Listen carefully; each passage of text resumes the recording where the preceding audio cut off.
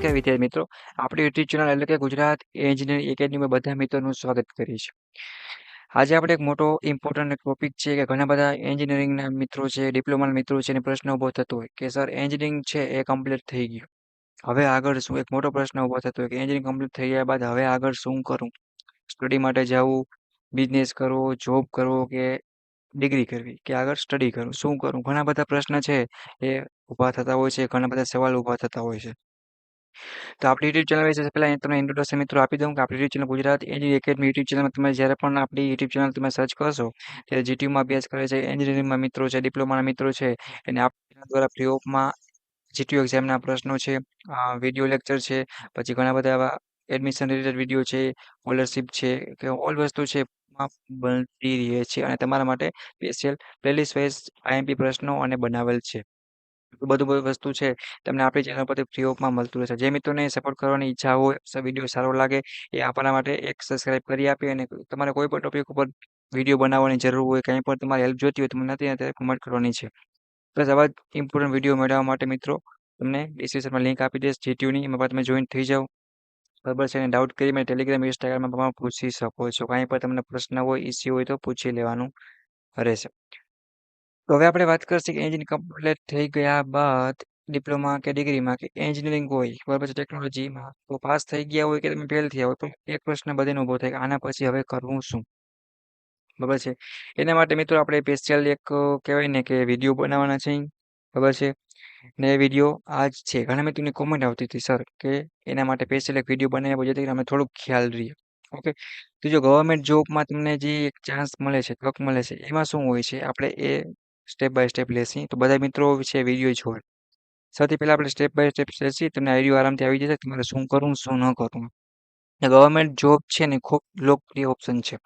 ખાસ કરીને ડિપ્લોમા માટે જોવા જઈએ તો એસએસસી છે, જીઈ છે, આરઆરબી છે, જીઈ છે, એસએસબીબી છે, ઈસરો છે, ડીઆરડીઓ જેવી જગ્યાઓ પર ઘણી બધી ભરતી છે કે તમે ગવર્મેન્ટમાં આવતી હોય છે. અને તમે સારી રીતે જો 3 કે 6 મહિના વધી વર્ષ એકની સારી એવી તૈયારી કરો ને તો પણ તમે આવી એક્ઝામમાં તમે આરામથી શું કરી શકો તો કે પાસ થઈ અને સારી એવી સેલેરી છે એ તમે મેળવી શકો છો. પહેલા નંબરની વસ્તુ. બરાબર છે. અને બીજી જો વાત કરીએ કે કરિયર આપણે તમે જોવા જઈએ તો કોર જે અમુક મિત્રોને એવી ઈચ્છા હોય છે કે કરિયર બનાવવું છે, પ્રાઇવેટ ઇન્ડસ્ટ્રી છે અથવા પ્રાઇવેટ સેક્ટરમાં જવું હોય છે ઇન્ડસ્ટ્રીમાં. તો એના માટે આપણે શું ઓપ્શન હોઈ શકે એની આપણે વાત કરશી. તો સૌથી પહેલાં જો તમારે તમારી બ્રાન્ચમાં જે જોબ કરવી હોય તો પ્રાઇવેટ ઇન્ડસ્ટ્રીમાં તમે વાત કરી એ પ્રમાણે એક્ઝામ્પલ તરીકે રિલાયન્સ છે, બરાબર છે, રિલાયન્સ જેવી કંપની છે, એલ&ટી છે, ટાટા છે, અદાની છે વગેરે જીએસએલ ઘણી બધી એવી કંપની છે. તમે પ્રાઇવેટ સેક્ટરમાં પણ જઈ અને કોર જોબ ઇન્ડસ્ટ્રીમાં પણ તમે સારી રીતે એમ્પ્લોય છે, પછી કહેવાય ને કે સુપરવાઇઝર છે, મેનેજર જેવી ઘણી બધી પોસ્ટ છે એ મેળવી શકો છો. જેને જોબ કરવાની ઈચ્છા હોય, જેમ કે આપણે એક્ઝામ્પલ લીધા છે અમુક બ્રાન્ચના, મેકેનિકલ છે તો પ્રોડક્શન છે, ક્વોલિટી છે, ઇલેક્ટ્રિકલ છે તો મેન્ટેનન્સ છે, સાઇટ કેમિકલ છે તો પ્રોસેસ સેફ્ટી, સિવિલ છે તો પ્લાનિંગ, સાઇટ એન્જિનિયર વગેરે થતું હોય છે. પણ ઘણા બધાને પ્રશ્ન ઊભો થાય કે સર અમારે જોબ નથી કરવી, અમારે થોડુંક હજી સ્ટડી કરવું છે, થોડુંક હજી મારે ભણવું છે. તો એના માટે જોવા જઈએ તો એક ઓપ્શન શું છે કે હાયર એજ્યુકેશન ઓપ્શન છે કે ડિપ્લોમા પછી તમે ડિગ્રી કરી શકો છો. જેમ કે અહીંયા મિત્રો આપણે બીઈ લખતા હું મિસ થઈ ગયો છું, મિસ કે બી અથવા બીટેક, બરાબર છે. તમે ડિપ્લોમા કમ્પ્લીટ કર્યા બાદ તમે બી અથવા તો બીટેકની ડિગ્રી કરી શકો છો. અને આ કમ્પ્લીટ થઈ ગયા બાદ પછી તમે માસ્ટર ઓફ એન્જિનિયરિંગ એટલે કે એમઈ અથવા એમટેક પણ કરી શકો છો, પ્લસ એમબીએ પણ કરી શકો છો હાયર એજ્યુકેશન માટે. અથવા તમે સીએટી અથવા તો ગેટની એક્ઝામ છે એ પણ તમે આપીને સારી રીતે આગળ કોલેજમાં એડમિશન લઈ શકો છો, પ્લસ તમે જોબમાં જઈ શકો છો. આ બે સારી એવી એક્ઝામ છે મિત્રો, બરાબર છે, એ પણ તમે કરી શકો છો.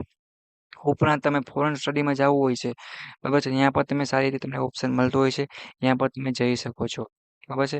અને ઘણી બધી એવી યુનિવર્સિટી છે કે બહાર કરાવતી હોય છે. જો IT software career non core શિફ્ટની જો વાત કરીએ એન્જિનિયરિંગ બાદ ઘણા લોકો આઈટી અને સોફ્ટવેર ફિલ્ડમાં તરફ પણ જાય છે. ઘણી બધી બ્રાન્ચ કોમ્પ્યુટરની, કોમ્પ્યુટર સાયન્સની, આઈટીની એવી છે કે એમાં જેમ કે સી છે, language Java, Python, web development, data analysis શીખીને પણ જોબ મેળવી શકો છો. કે આ ટોપિક છે મિત્રો સ્પેશિયલ, કે આના ઉપર સ્પેશિયલ જોબ બનતી હોય છે. કેમ ઇલેક્ટ્રિકનો વિદ્યાર્થી હોય તો વાયરિંગનું કામ આવડી જાય, બરાબર છે, આખા ઇલેક્ટ્રિકલ બ્રાન્ચ કે ફિલ્ડમાંથી તો એ સ્પેશિયલ ખાલી ઇલેક્ટ્રિકનું વાયરિંગનું કામ કરે તો પણ ચાલે. એવી રીતના મિત્રો, બરાબર છે. અને ઘણી બધી જે પ્લેટફોર્મ પર તમે મળી યુટ્યુબમાં છે, અનએકેડમી છે વગેરે તમે શીખી પણ શકો છો. અને જોબ રોલ પણ તમને આપેલ છે. પણ જો બીજી વાત કરીએ જો તમારે સ્કિલ સ્ટ્રોંગ છે તો તમે ફ્રીલાન્સિંગ દ્વારા કમાઈ પણ શકો છો. જેમ કે AutoCAD છે, SolidWorks છે, ગ્રાફિક્સ ડિઝાઇન છે, વેબ ડેવલપમેન્ટ જેવી સ્કિલથી તમે કહેવાય ને કે સારી રીતે એક પ્રકારની કમાણી પણ કરી શકો છો અને સારું એવું સ્ટડી પણ કરી શકો છો અને આગળ વધી પણ શકો છો. ટેકનિકલ ક્લાસ હોય બરાબર છે, ડિઝાઇન આ બધું તમે જોવા જાવ મિત્રો થોડુંક મહેનત માગે બધી વસ્તુ બરાબર છે.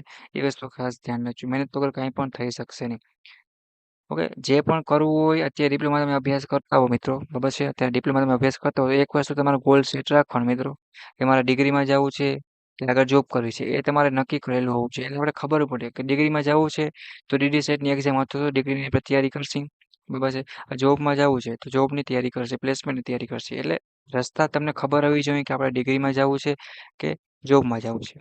હવે જેમે તો ડિગ્રીમાં જવું છે એને તમારે મહેનત ફૂલ માગશે અને જોબમાં જવું છે એને પણ માગશે.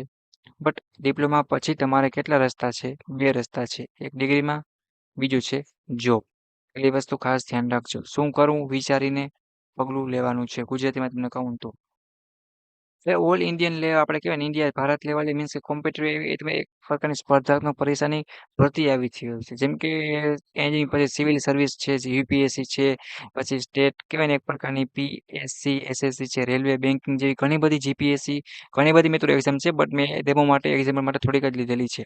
ઓકે, તો તમારે એવી તૈયારી પણ તમે કરી શકો છો. સિલેબસ અલગ છે પણ એમ બેઝ તમારો સ્ટ્રોંગ હોય તો એન્જિનિયરિંગ સ્ટુડન્ટ માટે સહેલું છે. એન્જિનિયરિંગ સ્ટુડન્ટ છે ગમે એ કરી શકે. છેલ્લી 2 કે 3 રાતના વાંચી અને જો જીટીયુ પાસ કરી શકતા હોય તો થોડીક મહેનત વધારે કરે તો એ ગમે એક્ઝામ પાસ કરી શકે. મને એટલી ખબર છે. હવે તમારે એપ્રેન્ટિસ છે એક પ્રકારની ટ્રેનિંગ છે એની પર તમને તક મળી શકે. જેમ કે ડિપ્લોમા અથવા તો ડિગ્રી કમ્પ્લીટ કરી હોય તો ઘણી બધી કંપની છે મિત્રો અહીંયા ઓએનજીસી વગેરે મેં થોડીક લીધેલી છે. ખબર છે? જેમાં તમે સ્ટાઇપન્ડ સાથે તમને થોડોક સેલેરી પણ મળે. મીન્સ કે તમે વાપરવાના પૈસા છે, તમારા ખર્ચાના પૈસા પણ નીકળી જાય અને તમારો ઇન્ડસ્ટ્રીયલ એક્સપિરિયન્સ છે એ મળી જાય. એ તમારી ઇન્ટર્નશિપ ટ્રેનિંગ એ પણ તમને બેનિફિટ મળે છે. એટલે એ વસ્તુ ખાસ ધ્યાન રાખજો. હવે મિત્રો કરિયર ઓપ્શન ઘણી છે તમારા માટે. કેરિયર માટે ઓપ્શન ફ્યુચરમાં ઘણા બધા છે પણ સૌથી મોટી બાબત એ છે કે તમારે રસ અને કેપેબિલિટી હોવી જોઈએ. એના વગર કાંઈ પણ થઈ શકશે નહીં. એ વસ્તુ એક તમારે જોવાની છે. હવે તમારો ગોલ ફિક્સ કરો, સ્કિલ શીખો અને દરેક મોકાને યુટિલાઇઝ કરો કે તમારો એક ગોલ છે મિત્રો એ સેટ હોવો જોઈએ.